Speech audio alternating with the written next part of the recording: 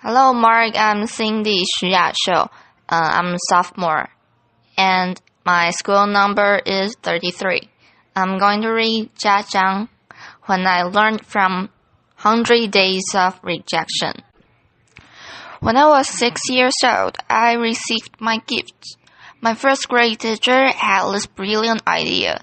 She wanted us to experience receiving gifts but also learning the virtue of complimenting each other.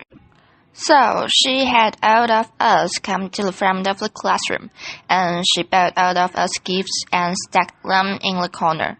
And she said, "Why don't we just stand here and compliment each other? If you hear your name called, go and pick up your gift and sit down." What a wonderful idea, right? What could go wrong? Laughter. Well, there were 40 of us to start with, and every time I heard someone's name called, I could give out the heartiest cheer. And then there were 20 people left, and 10 people left, and 5 left, and 3 left, and I was one of them. And the compliments stopped. Well, at that moment I was crying, and the teacher was freaking out. She was like, "Hey, would anyone say anything nice about these people?" Laughter. No one? Okay, why don't you go get your gift and sit down? So perhaps next year, someone might say something nice about you. Laughter. Well, as I'm describing this you probably know I remember this really well. Laughter. But I don't know who felt worse that day. Was it me or the teacher? She must have realized that she turned the team building event into a public roast for 3 6-year-olds. And without the humor, when you see people get roasted on TV, it was funny. There was nothing funny about that day. So that was one version of me, and I would die to avoid being in that situation again, to get rejected in public again. That's one version. Then fast forward 8 years. Bill Gates came to my hometown, Beijing, China, to speak, and I saw his message. I fell in love with that guy. I thought, wow, I know what I want to do now. That night I wrote a letter to my family and telling them, by age 25, I will build the biggest company in the world, and that company will buy Microsoft. Laughter. I totally embraced this idea of conquering the world. Domination, right? And I didn't make up this up. I did write a letter, and here it is. Laughter. You don't have to really through. Laughter. This is also bad handwriting, but I did highlight some keywords. You get the idea. Laughter. So that was another version of me, one who will conquer the world. Well, then 2 years later, I was presented with the opportunity to come to the United States. I jumped on it, because that was here Bill Gates lived, right? Laughter. I thought that was the start of my entrepreneur journey. Then fast forward another 14 years. I was 30. Nope, I didn't build that company. I didn't even start. I was actually a marketing manager for a Fortune 500 company. And I felt I was stuck. I was stagnant. Why is that? Where's that 14-year-old who wrote that letter? It's not because he didn't try. It's because every time I had a new idea, every time I wanted to try something new, even at work, I wanted to make a proposal. I wanted to speak up in front of people in a group. I felt there was this constant battle between the 14-year-old and the 6-year-old. One wanted to conquer the world, make a difference. Another was afraid of rejection. And every time, that 6-year-old won. And this fear even persisted after I started my own company. I started my own company when I was 30. If you want to be Bill Gates, you've got to start sooner or later, right? When I was an entrepreneur, I was presented with an investment opportunity, and then I was turned down, and that rejection hurt me. It hurt me so bad that I wanted to quit right there.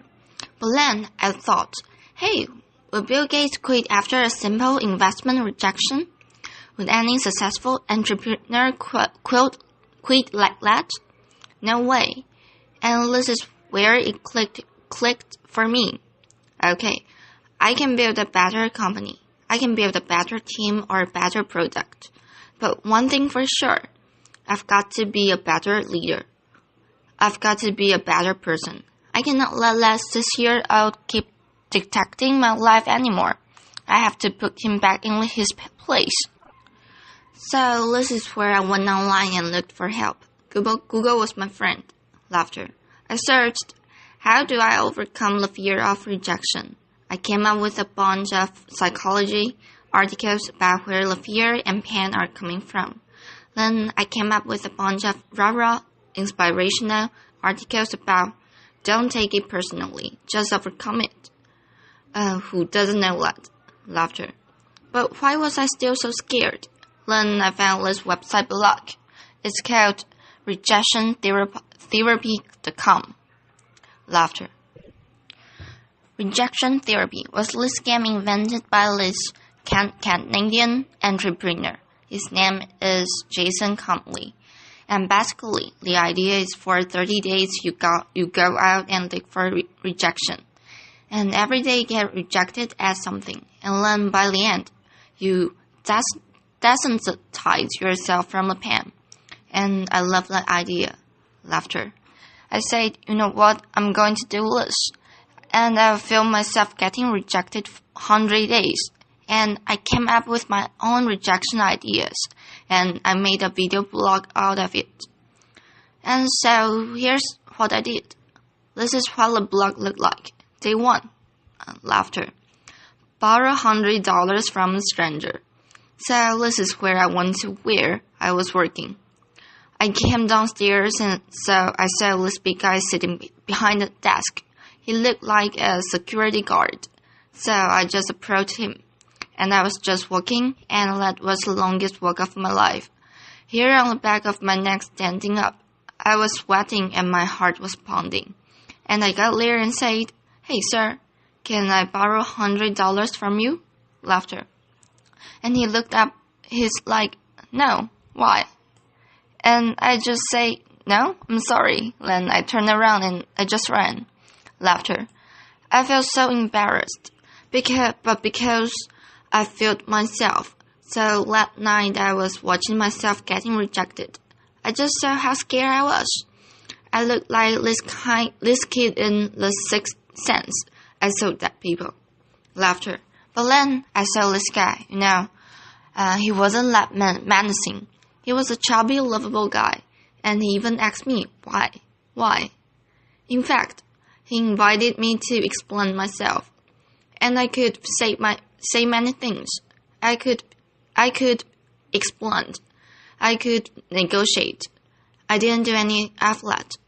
All I did was wrong. I felt, wow, this is like a microcosm of my life. Every time I felt the slightest rejection, I would just run as fast as I could. And you know what? The next day, no matter what happens, I'm not going to run. I'll stay engaged. Day 2. Request a burger refill. Laughter. It's when I went to a burger joint. I finished lunch and I went to the cashier and said, hi, can I get a burger refill? Laughter. He was all confused like, what's a burger refill? Laughter. I said, well, it's just like a drink refill but with a burger. And he said, sorry, we don't do burger refill, man. Laughter. So this is where rejection happened, and I couldn't have run, but I stayed. I said, well, I love your burgers. I love your joints, and if you guys do a burger refill, I will love you guys more. Laughter. And he said, well, okay, I will tell my manager about it, and maybe we'll do it, but sorry, we can't do this today. Then I laughed. And by the way, I don't think they've ever done burger refill. Laughter. I think they're still there, but the life and death feeling I was feeling the first time was no longer there. Just because I stayed engaged, because I didn't run. I said, wow, great, I'm already learning things. Great. And then day 3, getting Olympic donut. This is where my life was turned upside down. I went to a Krispy Kreme. It's a donut shop in mainly the southern part of the United States. I'm sure they have some here, too. And I went in. I say, can you make me donuts that look like Olympic symbols? Basically, you interlink 5 donuts together. I mean, there's no way they could say yes, right? The donut maker took me so seriously. Laughter. So she put out paper. Started jotting down the colors and the rings, and it's like, how can I make this? And then 15 minutes later, she came out with a box that looked like Olympic rings, and I was so touched. I just couldn't believe it. And that video got over 5 million views on YouTube. The world couldn't believe that either. Laughter. You know, because of that I was in newspapers, in talk shows, in everything. And I became famous. A lot of people started writing emails to me and saying, what you're doing is awesome. But, you know, fame and notoriety did not do anything to me. What I really wanted to do was learn and to change myself. So I turned the rest of my 100 days of rejection into this playground, into this research project. I wanted to see what I could learn, and then I learned a lot of things. I discovered so many secrets. For example, I found if I just don't run, if I got rejected, I could actually turn a no into a yes, and the magic word is why. So, one day, I went to a stranger's house. I held this flower in my hand, knocked on the door and said, hey, can I plant this flower in your backyard? Laughter. And he said, no. But before he could leave, I said, hey, can I know why?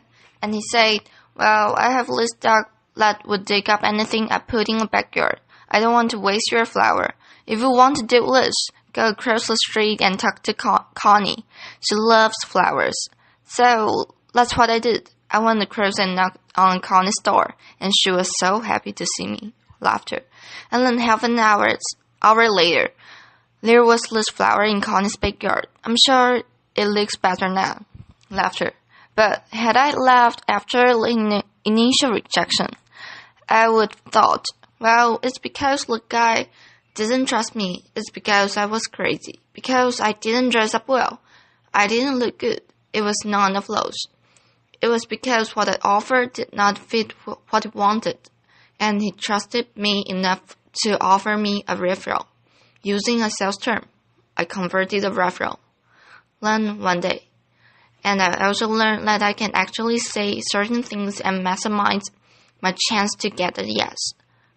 So, for example, one day I went to Starbucks and asked the manager, hey, can I be a Starbucks greeter?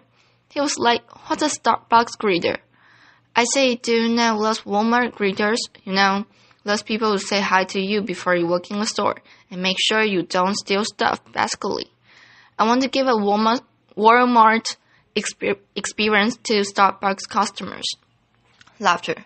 Well, I'm not sure that's a good thing, actually. Actually, I'm pretty sure it's a bad thing. And he was like, oh, yeah, this is how he looked. His name is Eric. And he was like, I'm not sure. This is how he was hearing me. Not sure. Then I asked him, is that weird? He's like, yeah, it's really weird, man.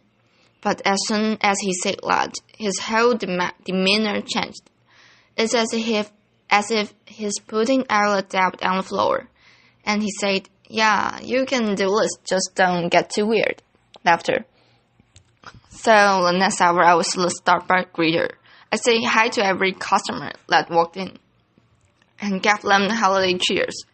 But by the way, I don't know what your career trajectory is. Don't be a greeter. Laughter. It was really boring. But then I found I could do this because I mentioned, is that weird? I mentioned the job that he was having. And because I mentioned, is that weird? That means I wasn't weird. That means I was actually thinking just like him, seeing this as a weird thing, and again. I learned that if I mention some doubt people might have before I ask a question, I gain their trust. people were more likely to say yes to me. And then I learned I could fulfill my life dream by asking. I came from 4 generations of teachers, and my grandma has always taught me, "Hey, Jia, you can do anything you want, but it'd be great if you become a teacher." Laughter. But I wanted to be an entrepreneur, so I didn't. But it has always been my dream to actually teach something. So I said, what if I just ask and teach a college class? I live in Austin at the time, so I went to University of Texas at Austin and knocked on professors' doors and said, "Can I teach your class?" I didn't get anywhere the first couple of times, but because I didn't run, I kept doing it. And on the trial, the professor was very impressed. He was like, "No one has done this before." And I came in prepared with PowerPoints and my lesson. He said, "Wow, I can use this. Why don't you come back in 2 months? I'll feature in my curriculum." And 2 months later, I was teaching class. This is me. You probably can see. This is a back picture. Sometimes you get rejected by lighting, Laughter. But wow, when I finished teaching this class, I walked out crying because I thought I could fulfill my life dream just by simply asking. I used to think I have to accomplish early things, have to be a great entrepreneur, or get a PhD to teach. But now I just asked, and I could teach. And in the picture, which you can see, I quoted Martin Luther King Jr. Why? Because in my research, I found that people who really change the world, who change the way we live and the way we think, are the people who were met with initial and often violent rejections. People like Martin Luther King Jr., like Mahatma Gandhi, Nelson Mandela, or even Jesus Christ. These people did not let rejection define them. They let their own reaction after rejection define themselves, and they embraced rejection. And we don't have to be less people to learn about rejection. And in my case, rejection was my curse, was my boogeyman. It has bothered me my whole life because I was running away from it. Then I started embracing it. I turned that into the biggest gift in my life. I started teaching people how to turn rejections into opportunities. I use my blog. I use my talk. I use the book I just published. And I'm even building technology to help people overcome their fear of rejection. When you get rejected in life, when you're facing the next obstacle or next failure, consider the possibilities. Don't run. If you just embrace them, they might become your gift as well. Thank you. Applause.